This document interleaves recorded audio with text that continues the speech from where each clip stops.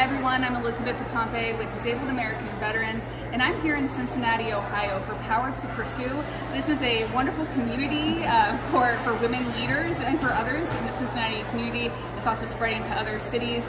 This is an event that DAV is proud to help sponsor.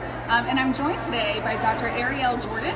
Dr. Jordan was a panelist this morning for this event, and we'll talk a little bit about that. But Dr. Jordan is also an alumna of DAV Patriot Boot Camp, which we will also get into. Thank you so much for being here and for all you do.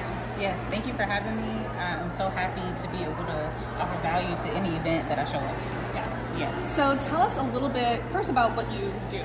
Okay, so I'm a licensed clinical therapist. I have a private practice in Frederick, Maryland, and I love to serve anybody that has complex trauma. So part of my business is treating people one-to-one, helping them move forward in their trauma. And the other part is speaking for organizations that need a mental wellness component, but they don't necessarily want to go to therapy. So we'll introduce it in a business perspective as leadership skills, because when we're better internally, we're better externally. Right. So it spills into our businesses. I also should have mentioned you are an Army veteran. Thank you for your service. Can you tell us a little bit about your service, why you decided to serve and what you did? So I joined the Army when I was 17, and I served for 9 years. I did some active duty time and I did some reserves time. And for me, it was just getting out of my town and doing something better. I graduated high school at 16, and I was like, now what? What do I do? So I wanted to get out of where I was at. There was no opportunities there. And when I left for the military, you can't help for it to expand your mind. And I stayed in, I experienced lots of things in the military, but it made me who I am today. So I regret nothing.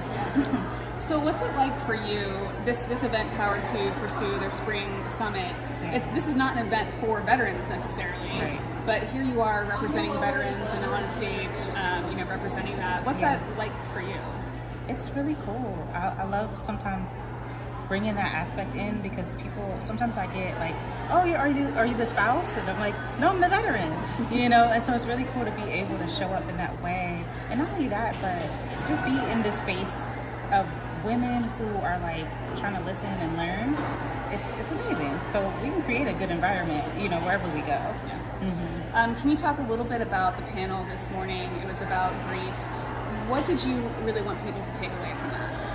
Yeah, so I shared a little bit about child loss, and I shared about parental loss and divorce and racism and all the things that can come up when we talk about grief. And grief is universal. I want everybody to know that grief is universal. We're all going to do it at some time in our life, but also we can do it in a way that it doesn't have to stop life. Two things can be true. I can be very sad for my loss, but I can also be very joyful that I'm still living.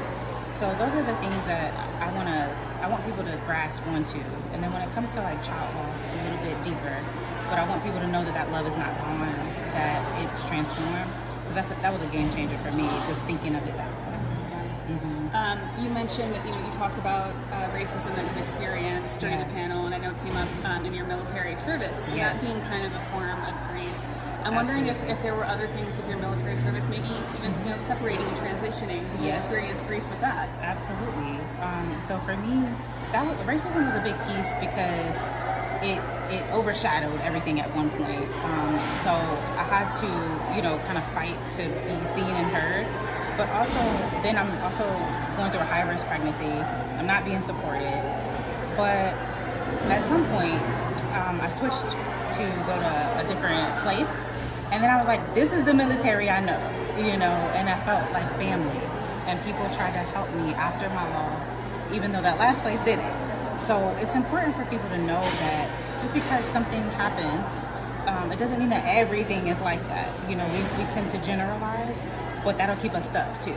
So for me, just being able to experience the things I experienced, leaving that station wasn't really grief, because I was happy, but leaving the military was, because I'm like, now what do I do? Mm-hmm. And so we're being told what to do, how to do it, when to do it. There's an AR something for this, and so we have to kind of figure it out, and there's no handbook for that.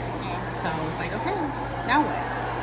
Yeah. I think too, what you're talking about when you're saying like not letting grief color everything, Right. and all of your experiences. I think what you're essentially talking about is hope, right? Like, Yeah, you absolutely. have to remember that there's hope, or otherwise, like, what are we fighting for? What are we going for? Yes. Okay, so you participated in DAV Patriot Boot Camp a few months ago as an entrepreneur, as a participant, and then you returned this week for our spring cohort to speak and to serve as a mentor.